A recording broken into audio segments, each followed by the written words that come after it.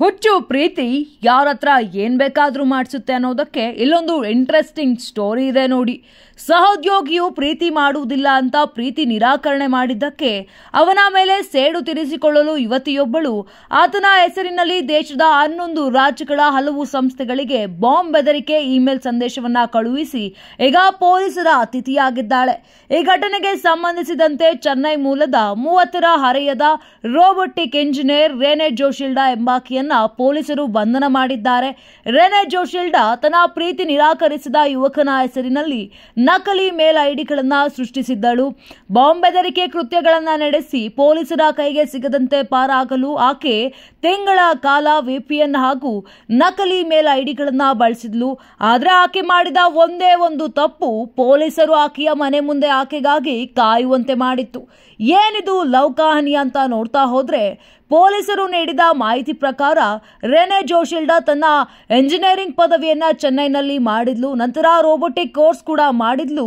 ಅದಾದ ನಂತರ ಚೆನ್ನೈನ ಡೆಲಾಯ್ಟ್ ಸಂಸ್ಥೆಯಲ್ಲಿ ಸೀನಿಯರ್ ಕನ್ಸಲ್ಟೆಂಟ್ ಆಗಿ ಕೆಲಸವನ್ನ ಕೂಡ ಮಾಡ್ತಿದ್ರು. ಅದಾದ ನಂತರ ಚೆನ್ನೈನ ಡೆಲಾಯ್ಟ್ ಸಂಸ್ಥೆಯಲ್ಲಿ ಸೀನಿಯರ್ ಕನ್ಸಲ್ಟೆಂಟ್ ಆಗಿ ಕೆಲಸವನ್ನ ಮಾಡ್ತಿದ್ರು.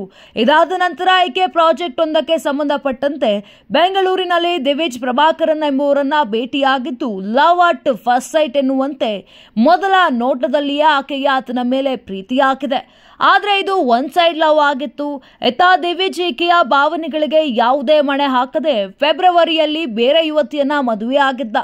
ಇದು ರೆನೇಶ್ ಜೋಶಿಲ್ಡಾಳನ್ನ ಕೋಪದಿಂದ ಕುದಿಯುವಂತೆ ಮಾಡಿದ್ದು, ಆಕೆ ಆತನ ವಿರುದ್ಧ ಸೇಡು ತೀರಿಸಿಕೊಳ್ಳಲು ಮುಂದಾಗಿದ್ಲು.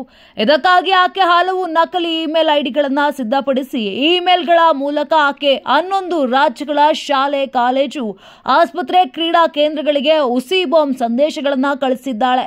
ಈ ಚಾಲಾಕಿ ರೇನೆ ಅಹಮದಾಬಾದ್ ಮತ್ತು ಅದರ ಸುತ್ತಮುತ್ತಲಿನ ಪ್ರದೇಶಗಳಲ್ಲಿ 21 ಸ್ಥಳಗಳನ್ನ ಸ್ಫೋಟಿಸುವುದಾಗಿ ಬೆದರಿಕೆ ಕೂಡ ಹಾಕಿದ್ದಳು. ಇವುಗಳಲ್ಲಿ ಮೊಟೇರಾದ ನರೇಂದ್ರ ಮೋದಿ ಕ್ರೀಡಾಂಗಣ, ಸರ್ಕೇಜ್ನಲ್ಲಿರುವಂತಹ ಜಿನಿವಾ ಲಿಬರಲ್ ಶಾಲೆ ಮತ್ತು ನಾಗರಿಕ ಆಸ್ಪತ್ರೆ ಸೇರಿವೆ ಅಂತ ಜಂಟಿ ಕಮಿಷನರ್ ಅಹಮದಾಬಾದ್ ಶರದ್ ಸಿಂಘಾಲ್ ಮಾಧ್ಯಮಗಳಿಗೆ ತಿಳಿಸಿದ್ದಾರೆ. ಇದರ ಜೊತೆಗೆ ಆಕೆ ಸಾರ್ವಜನಿಕ ಮೆರವಣಿಗೆಗಳು ಮತ್ತು ವಿವಿಐಪಿ ಭೇಟಿಗಳಿಗೆ ಮುಂಚಿತವಾಗಿ 11 ರಾಜ್ಯಗಳಿಗೆ ಬಾಂಬ್ ಬೆದರಿಕೆ ಸಂದೇಶಗಳನ್ನು ಕಳುಹಿಸಿದ್ದಳು. ಈ ಬೆದರಿಕೆಗಳು ಪೊಲೀಸರು ತುರ್ತಾಗಿ ಪಡೆಗಳನ್ನು ಸಜ್ಜುಗೊಳಿಸಲು ಪ್ರೇರೇಪಣೆಯನ್ನ ನೀಡಿದ್ವು. ನಂತರ ಇವು ಸುಳ್ಳು ಬಾಂಬ್ ಬೆದರಿಕೆ ಸಂದೇಶ ಎಂಬುದು ತಿಳಿದು ಬಂದಿತ್ತು. ಆಕೆ ಮಹಾರಾಷ್ಟ್ರ, ರಾಜಸ್ಥಾನ, ತಮಿಳುನಾಡು, ದೆಹಲಿ, ಕರ್ನಾಟಕ, ಕೇರಳ, ಬಿಹಾರ, ತೆಲಂಗಾಣ, ಪಂಜಾಬ್, ಮಧ್ಯಪ್ರದೇಶ ಮತ್ತು ಹರಿಯಾಣ ರಾಜ್ಯಗಳಿಗೆ ಹೀಗೆ ನಕಲಿ ಮೇಲ್ನಿಂದ ಬೆದರಿಕೆ ಸಂದೇಶ ಕಳುಹಿಸಿದ್ದಾಳೆ. ಇದಷ್ಟೇ ಅಲ್ಲದೆ ಜೂನ್ 12ರಂದು ನಡೆದ 274 ಜನರನ್ನ ಬಲಿ ಪಡೆದ ಏರ್ ಇಂಡಿಯಾದ ಅಹಮದಾಬಾದ್ ಟು ಲಂಡನ್ ವಿಮಾನ ದುರಂತವನ್ನ ತಾನೇ ಮಾಡಿದ್ದು ಎನ್ನುವಂತೆ ಆಕೆ ಇಮೇಲ್ ಸಂದೇಶದಲ್ಲಿ ಹೇಳಿಕೊಂಡಿದ್ದಾಳೆ. ಅಹಮದಾಬಾದ್ನ ಬೇಜೆ ವೈದ್ಯಕೀಯ ಕಾಲೇಜು ಕಟ್ಟಡಕ್ಕೆ ಏರ್ ಇಂಡಿಯಾ ವಿಮಾನ ಡಿಕ್ಕಿ ಹೊಡೆದ ನಂತರ ಕಾಲೇಜು ಆಡಳಿತಕ್ಕೆ ಇಮೇಲ್ ಕಳುಹಿಸಿದ ಈಕೆ, ಈಗ ನಿಮಗೆ ಶಕ್ತಿ ತಿಳಿದೆ ಎಂದು ನಾನು ಭಾವಿಸುತ್ತೇನೆ. ನಾವು ನಿನ್ನೆ ನಿಮಗೆ ಮೇಲ್ ಕಳುಹಿಸಿದಂತೆ ನಮ್ಮ ಮಾಜಿ ಸಿಎಂ ವಿಜಯ್ ರೂಪಾನಿ ಜೊತೆಗೆ ಏರ್ ಇಂಡಿಯಾ ವಿಮಾನವನ್ನ ಅಪಘಾತಕ್ಕೀಡು ಮಾಡಿದ್ದೇವೆ. ವಿಮಾನ ಅಪಘಾತವು ನಕಲಿ ಎಂದು ಪೊಲೀಸರು ಭಾವಿಸಿ ಅದನ್ನ ನಿರ್ಲಕ್ಷಿಸಿದ್ದರು ಎಂದು ನಮಗೆ ತಿಳಿದಿದೆ. ನಮ್ಮ ಪೈಲಟ್ಗೆ ಶುಭವಾಗ್ಲಿ. ಈಗ ನಾವು ಆಟವಾಡ್ತಿಲ್ಲ ಅಂತ ನಿಮಗೆ ಗೊತ್ತಾಗಿದೆ ಅಂತ ಸಂದೇಶವನ್ನ ಕಳಿಸಿದ್ಲು ಆಕೆ. ಆದ್ರೆ ಈ ಮೇಲ್ ಕಳುಹಿಸುವ ಮೊದಲು ಮಾಡಿದ ಎಡವಟ್ಟು ಆಕೆಯನ್ನ ಕಂಬಿ ಹಿಂದೆ ಕೂರುವಂತೆ ಮಾಡಿದೆ. ಆ ಒಂದು ಸಣ್ಣ ತಪ್ಪು ಏಕೆ ಪೊಲೀಸ್ ಕೈಯಲ್ಲಿ ಸಿಲುಕಿಕೊಳ್ಳುವಂತೆ ಮಾಡಿತು. ಏನದು ಎಡವಟ್ಟು ಅಂತ ಮುಂದೆ ಹೇಳ್ತಾ ಹೋಗ್ತೀನಿ ನೋಡಿ. ಅಹಮದಾಬಾದ್ ಪೊಲೀಸರ ಪ್ರಕಾರ ರೆನೆ ಜೋಶಿಲ್ಡಾ ಅವರ ತಾಂತ್ರಿಕ ಪರಿಣಿತಿಯಿಂದಾಗಿ ಬೆದರಿಕೆಗಳನ್ನ ಕಳುಹಿಸುವಾಗ ಅದರ ಮೂಲಗಳನ್ನ ಯಶಸ್ವಿಯಾಗಿ ಆಕೆ ಮರೆಮಾಚಿದ್ಲು. ಇಮೇಲ್ ಐಡಿಗಳನ್ನ ರಚಿಸಲು ಆಕೆ ಬಳಸುವ ಸಂಖ್ಯೆ ವರ್ಚುವಲ್ ಆಗಿರ್ತಿತ್ತು.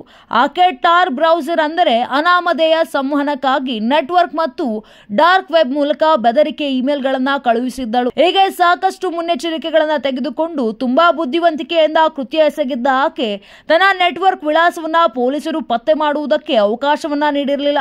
ಆದರೆ ಆಕೆ ಸಣ್ಣದೊಂದು ತಪ್ಪು ಮಾಡಿದ್ದಳು. ಇದರಿಂದ ನಮ್ಮ ಸೈಬರ್ ಅಪರಾಧ ವಿಭಾಗವು ಆಕೆ ಇದ್ದ ಸ್ಥಳವನ್ನ ಪತ್ತೆ ಮಾಡಿದೆ. ರೆನೆ 6 ತಿಂಗಳ ಹಿಂದೆ ಒಂದು ತಪ್ಪು ಮಾಡಿದ್ಲು. ಆ ತಪ್ಪು ಮಾಡಿಯೂ ಎಸ್ಕೇಪ್ ಆಗುತ್ತಿದ್ದ ಆಕೆಯನ್ನ ಕಂಬಿ ಹಿಂದೆ ಕೂರುವಂತೆ ಮಾಡಿದೆ. ಆಕೆ ತಾನು ಕೃತ್ಯ ಬಳಸಲು ಬಳಕೆ ಮಾಡುತ್ತಿದ್ದ ಸಾಧನದಿಂದಲೇ ಹಿಂದೊಮ್ಮೆ ಆಕೆ ತನ್ನ ಅಸಲಿ ಇಮೇಲ್ ಮೂಲಕ ಲಾಗಿನ್ ಆಗಿದ್ಲು. ಇದು ಆಕೆಯ IP ವಿಳಾಸವನ್ನ ಪತ್ತೆ ಮಾಡಲು ಪೊಲೀಸರಿಗೆ ಸಹಾಯ ಮಾಡಿತು ಎಂದು ಪೊಲೀಸ್ ಅಧಿಕಾರಿಯೊಬ್ಬರು ಹೇಳಿದ್ರು. ಈ ರೀತಿಯಾಗಿ ಚಾಲಾಕಿ ಪೊಲೀಸರ ಬಲೆಗೆ ಬಿದ್ದಿದ್ದಾಳೆ.